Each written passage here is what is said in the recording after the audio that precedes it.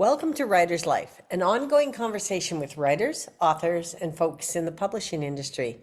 I'm your host, Marvel Harrison, Publishing Director, Mimbres Press of Western New Mexico University.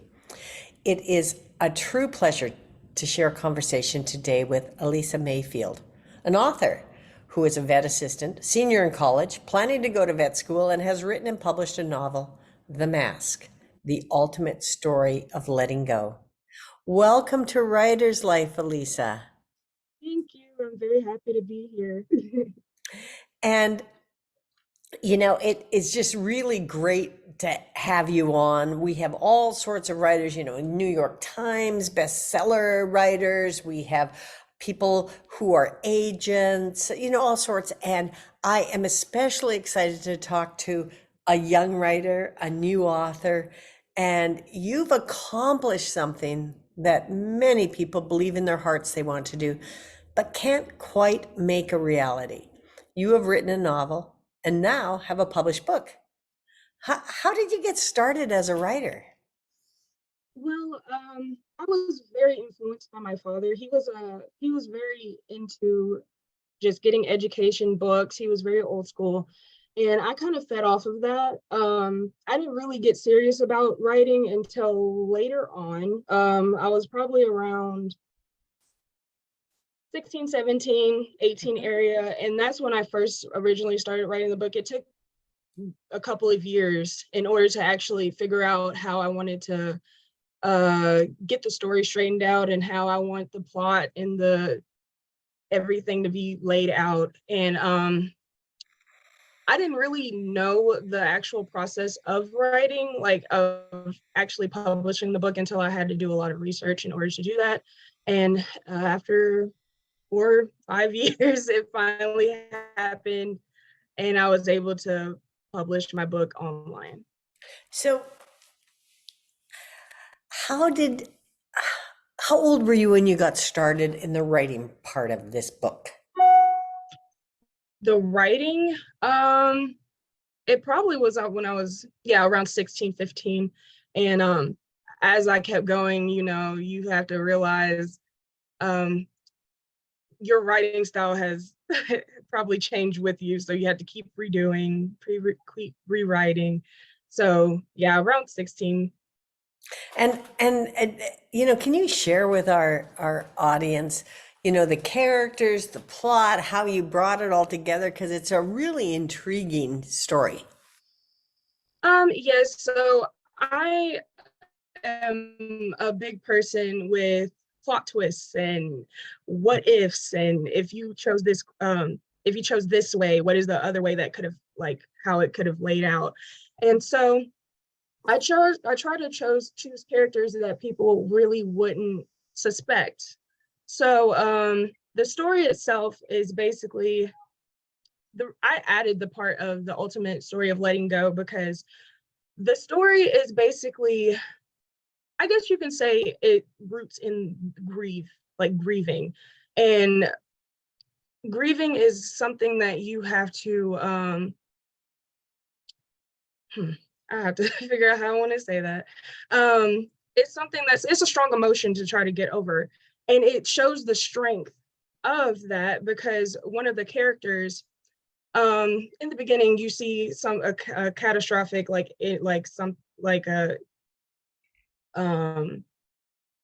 incident happen, and you think, okay, this is happening, and it cuts to the original character of the story that has nothing to do with it. So you're like, how is this happening? How is this somehow going to weave into each other?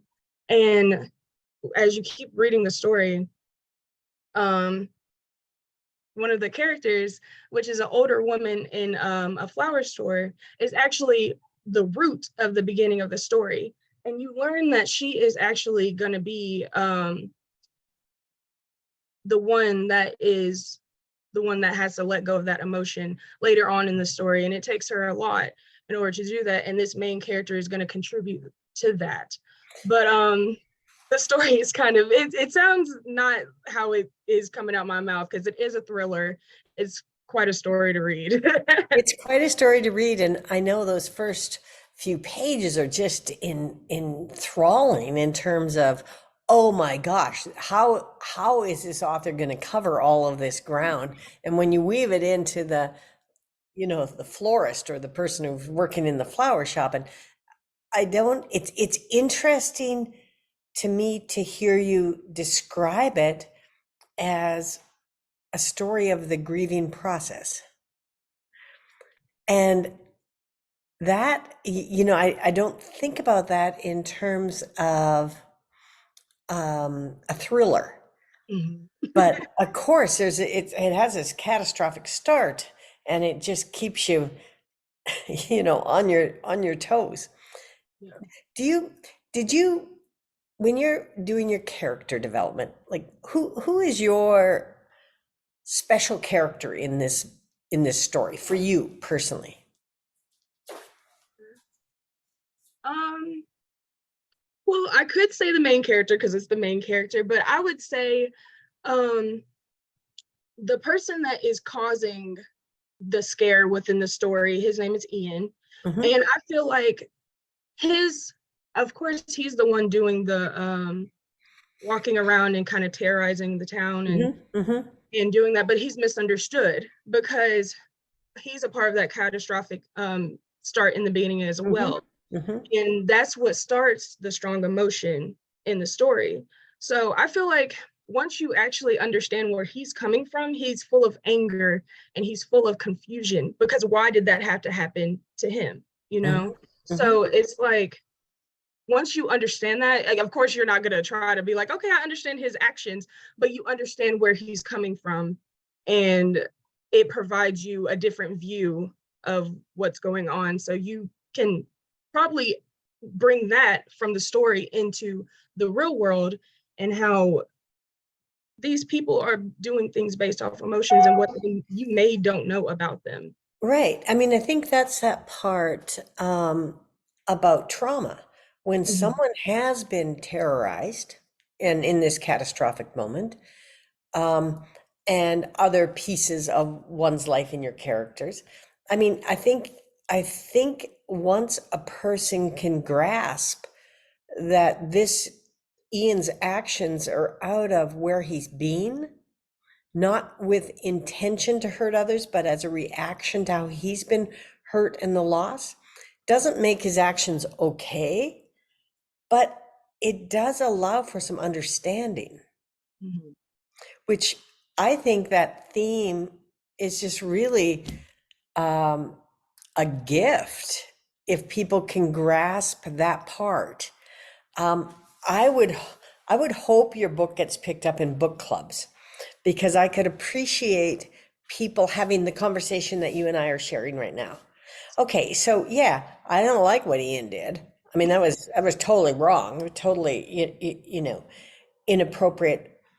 Everything from illegal to awful to whatever. But I get it. I get it, his process.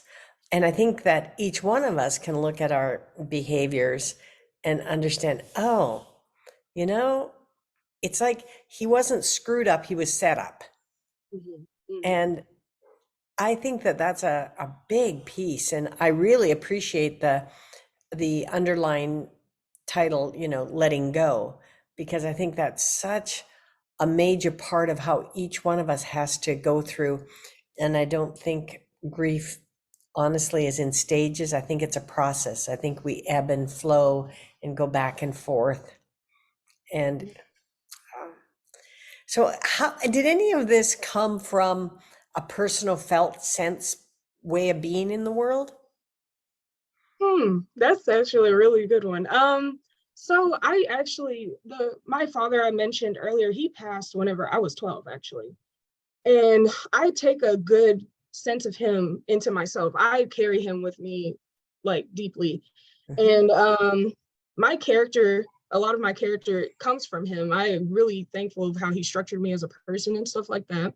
mhm, Um and anything like that, I have seen a lot of loss. I went through a lot growing up and stuff like that. So it really takes a lot of thinking and a lot of processing things in order to understand, okay, this is happening, but you you react the way you choose the way to react to the things that are happening to you. You choose the way of how you're going to carry yourself beyond what's troubling you, because you don't want that to detriment your character. You don't want that to take away from you. You want to basically grow from that. So that's where the whole letting go and Well, yeah. letting go is kind of taking the responsibility for where you are now. Mm-hmm. It's acknowledging what happened, how you've either reenacted it, as Ian has done some in terms of terror begets terror, but or reacted to it. And then it's like, oh, okay, but right now here, I have the responsibility of moving forward through this process. And I'm going to do it via actually embracing the grieving and letting go. And letting go is such a simple phrase, isn't it? It is. It carries a lot of meaning behind it. And I do want to also say, there's some people that don't do it well. And Ian also displays that in the book. He doesn't get that sense of relief until the end of the story, probably the last chapter. And you can see the florist helped him get to that point, because she's like, okay, you can rest. You can get the sense of relief that you've been looking for all these years. And he finally gets that. And I think it was important that you involved it, that I don't think a person ever does that running solo. I don't think it's maybe even possible to do it on your own without the interaction and reflection back and the caring towards a person of someone by someone else. Mm-hmm. Yes, ma'am. Uh, I tell you, I think that the richness of your story for someone who started at age 16 just is really wonderfully remarkable, and I think needs to be celebrated. And so you get this story complete. I don't know, how many run-throughs do you think you did of the entire story? Oh goodness. I would actually like go through it by chapter instead of trying to read the whole story at one time. And I probably read each chapter more than 20 times, trying to get things structured in the way I want the meaning of the story to be portrayed.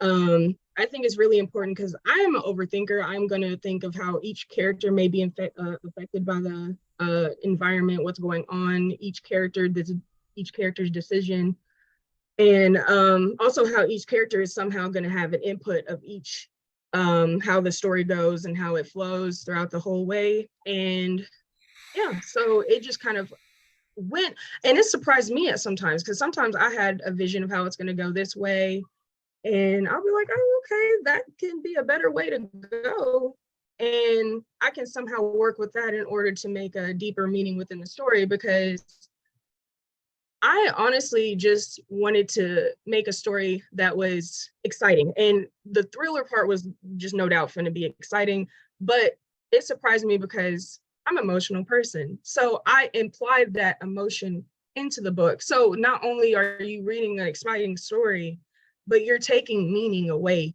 from the story. And I'm really happy I was able to do that at the same time. So you wrote this book starting at age 16. You've read each chapter over 20 times, processed it, lived it, and I'm hearing you say you let the story lead you sometimes. Is that a fair assessment? Yeah, that's correct. And it was really exciting in order to do that, because I don't know. I feel like being too structured. I feel like it's predictable at that point for your Okay. readers. Okay. So I feel like they can probably guess what's going to happen. But whenever you don't even know what's going on, it gives it that fluidity. So there's pretty much no chance if the author doesn't know what's next. Pretty guaranteed that the reader doesn't either. That's very Yeah. interesting. I haven't heard it said or shared in that way. That's good. But you did all this. It took years. I mean, you're a young person. I mean, this is a big chunk of your life. So 25% of your life you've been working on this story, right? And taking people to a pretty cool place with it. You get it to a place where, oh, people can read it, people can get it. It's ready for other people to have input or to share or to read. Then you have the ability, the wherewithal to get yourself self-published. And I know that that sounds simple, and I did that decades ago, and it's not as simple as it sounds. Everybody says, "Oh, you just have to download it on, on this site and whatever." And that's not how it all goes. Did you do all of the design, typesetting, setup yourself? Did. I went through a program actually, I think it's called Readsy. And they actually, you can either type your story straight into the program, or you can copy it, or not copy and paste, but you can place the already pre-written book into their program. And on that, you to show up on the page, because this is how you're going to have your book sitting in front of you. So after I went through that, trying to format the sizing, format how I wanted to do the cover photo, it was kind of hard because you have to, it's tedious. So I was probably working on putting the book together itself good few months in order Right. to make sure it was being printed correctly. Just the technical aspects of it, not after the years of writing it, you completed it, and then you have all of these technical steps, right? But a piece you're not sharing is that you also did the remarkable artwork on the cover of this book. You did. And I mean, I just find that just so empowering for you. You embraced every level of the process. The storytelling, the editing, the processing through the written word, and then doing the technical aspects. Oh, and the creative artistic aspects of design work and cover design and everything else. Those are a lot of different people's positions and jobs and tasks in the publishing world.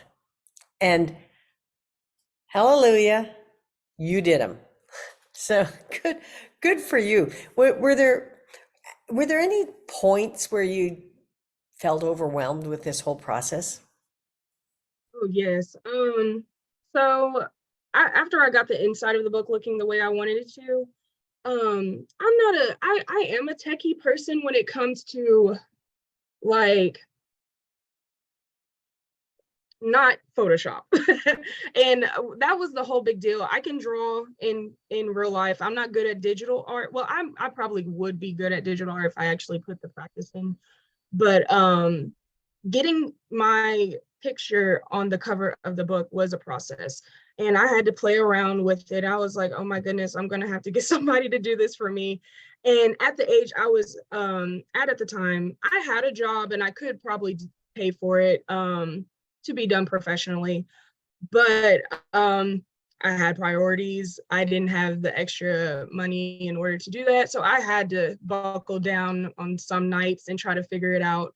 And eventually I did. It took a good bit. I had to watch a lot of tutorials and just trial and error with myself. And that is something that people, I've noticed in the writing world, they do want a result and they want it now. So it's something that you have to give patience to, and it's okay if it's not going to be done whenever you give it time to be done. I mean, when you have a set date for it to be done, that's the thing. You don't give yourself a deadline, and it's a learning process. So next time you do want to write a new book, it's going to be easier for you. You know what to do, and it might be resources that are available for you to do it better. So you don't know. And that's the exciting thing about writing the book. Well, I really respect you're willing to embrace the whole process, Yes, you know, ma'am. each part of it and how you self-taught and just stuck with it, because I think that's that. I mean, I'm so excited for you being in the digital age where you grew up knowing how to interface with all of that.